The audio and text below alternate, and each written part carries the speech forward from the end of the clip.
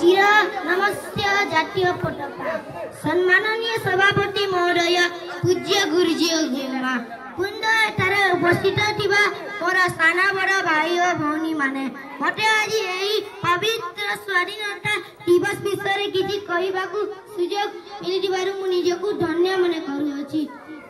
आज होउछि आम देशर 78तम स्वाधीनता दिवस। सर्वप्रथमे मु समस्तଙ୍କୁ शुभ सकाल और शुभ कामना। स्वाधीनता दिवस होउछि आम भारतर जातीय पर्व। 1947 मसिया अगस्त 15 तारिख रे आम देश स्वाधीन होइतिला। एही दिन आम भारतर समस्त नागरिक माने जातीय पताका तले छिड़ा होई जातीय संगीत गान करिथांती।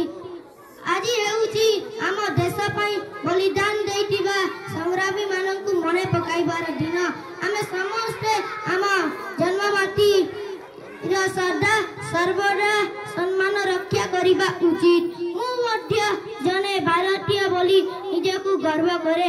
एतिकी कहि मोर वक्तव्य शेष करछि। जय हिंद।